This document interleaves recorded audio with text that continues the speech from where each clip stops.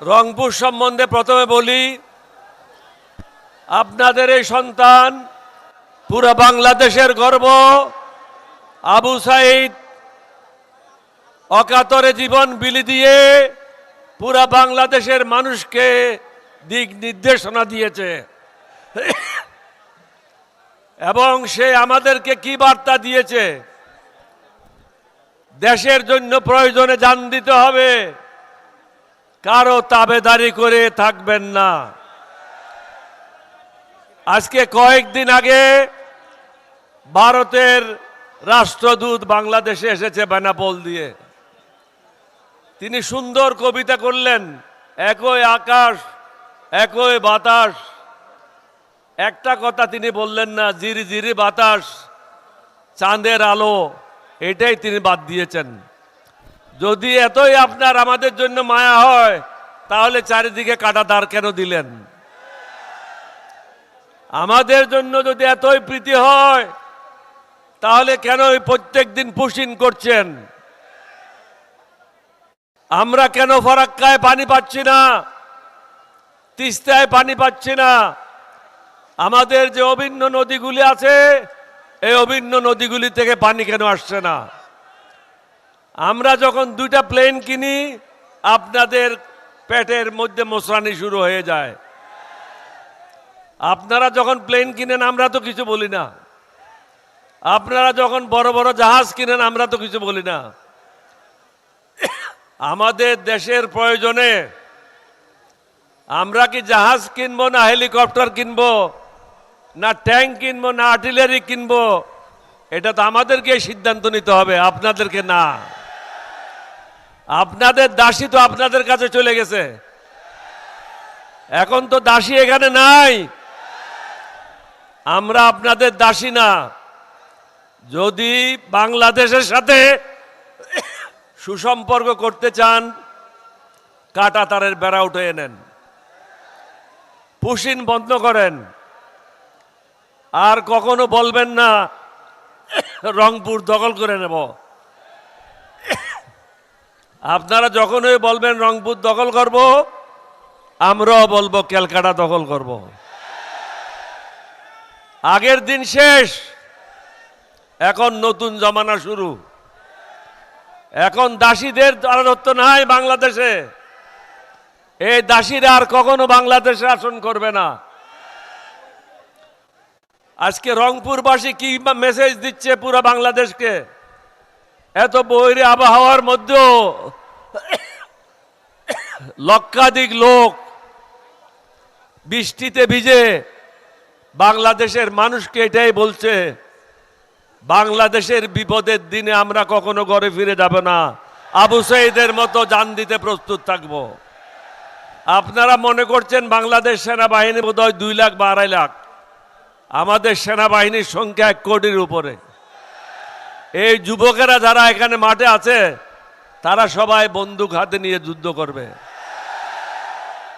সুতরাং এইদিকে ক্যালকাটা হারাবেন, ওইদিকে হিমাচল হারাবেন, আর অন্যদিকে কাশ্মীর হারাবেন।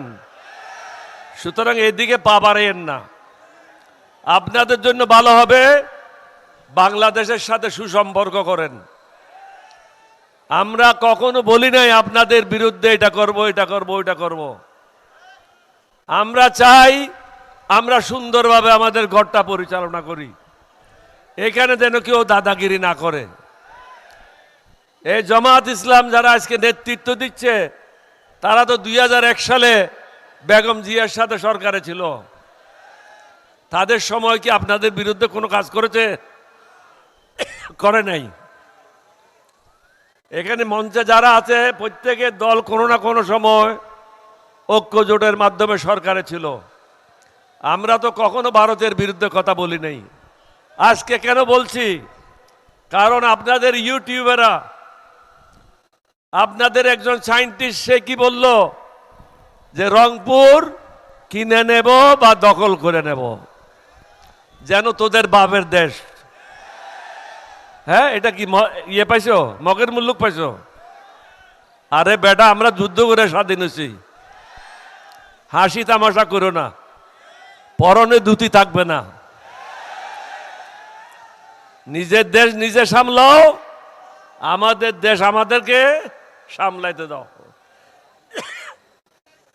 আমরা আজকে এখানে কেন একত্রিত হয়েছি? আমাদের মূল কারণটা কি? জনমত গড়ে তোলার জন্য আমরা ধারে ধারে বিভিন্ন জায়গায় যাচ্ছি। উদ্দেশ্যটা কি? আপনাদের ক্ষমতা আপনাদেরকে ফিরিয়ে দেওয়া। এখানে কোনো মন্ত্রীর জন্য না, কোনো গাড়ির জন্য না, বাড়ির জন্য না। জনগণের ক্ষমতা জনগণকে ফিরিয়ে দিয়ে মানবতার বাংলাদেশ, সুশাসন বাংলাদেশ এবং শান্তি সুখের বাংলাদেশ, যেখানে চাঁদাবাজি থাকবে না, অন্যায় থাকবে না, অবিচার থাকবে না। মানুষ সব নিজে কর্মকাণ্ড নিয়ে সুখে শান্তিতে বসবাস করবে। মাননীয় প্রধানমন্ত্রীকে বলবো, আপনিও এই রংপুরে বলে গিয়েছিলেন, জনগণকে আবেদন করেছিলেন তারা যেন বিএনপিকেও একটা ভোট দেয় এবং সংস্কারের জন্য একটা ভোট দেয়। এই কথাটা আপনি স্মরণ রাখেন। এটা আপনার মঙ্গলের জন্য এই সংস্কার। আমি বিভিন্ন জায়গায় বলেছি, চারিদিকে শত্রু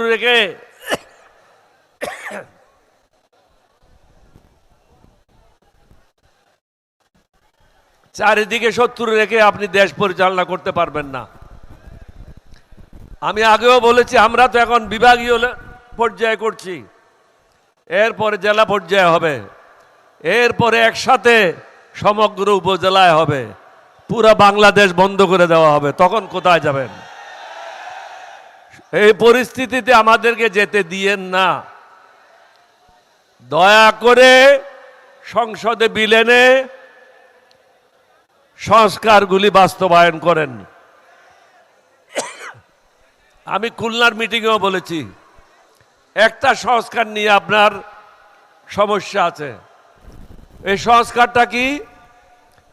কোন ব্যক্তি যদি প্রধানমন্ত্রী হয় তাহলে সে দলীয় প্রধান থাকতে পারবে না। এই বিষয়টা আপনি 11 দলীয় ঐক্যজোটের সাথে বসেন, বসে এটার মীমাংসা করেন আলাপ আলোচনার মাধ্যমে। অন্যগুলি সুশাসনের জন্য প্রয়োজন। বর্তমান নির্বাচন কমিশনার যদি থাকে, বর্তমান নির্বাচন কমিশনের সদস্যরা যদি থাকে, তাদের অধীনে স্থানীয় সরকার নির্বাচন কখনো সুষ্ঠু হবে না, এবং আমরা এটাতে হয়তো অংশগ্রহণ করবই না। আমরা কি চাই? একটা কমিটির মাধ্যমে সমস্ত জায়গায় পদায়ন করা হবে। হাইকোর্ট হোক, সুপ্রিম কোর্ট হোক, একজন রাষ্ট্রদূত হোক, পাবলিক সার্ভিস কমিশন হোক, দুদক হোক, নির্বাচন কমিশন হোক, অর্থাৎ সংবিধানের যে সমস্ত পদগুলি আছে সমস্ত পদগুলিতে একটা কমিটির মাধ্যমে যাচাই বাছাই করে পদায়ন করা হবে। আমরা তো আমাদের জন্য কিছু বলছি না। আজকে আপনি ক্ষমতায় আছেন, কালকে বিরোধী দলে আসবেন, তখন আপনার অবস্থা কি হবে? সুতরাং ভেবে চিন্তে কাজ করেন। আমার অনুরোধ থাকবে, এই বৃহত্তর রংপুরবাসী যারা এখানে একত্রিত হয়েছে, লক্ষাধিক লোক, তারা সবাই এক বাক্যে বলছে, এই সংস্কার আমরা চাই, মানবতার বাংলাদেশ চাই। আপনারা কি মানবতার বাংলাদেশ চান? সুশাসন চান? একটু হাত তুলে দেখান না। টেলিভিশনে একটু ফটোটা উঠাক, টেলিভিশনে ফটোটা উঠে তারেক রহমান দেখতে পারবে। মানুষ কি চায় তাকে দেখতে হবে। আপনাদের সবাইকে ধন্যবাদ। বাংলাদেশ জিন্দাবাদ। আসসালামু আলাইকুম ওয়া রাহমাতুল্লাহি ওয়া বারাকাতুহু।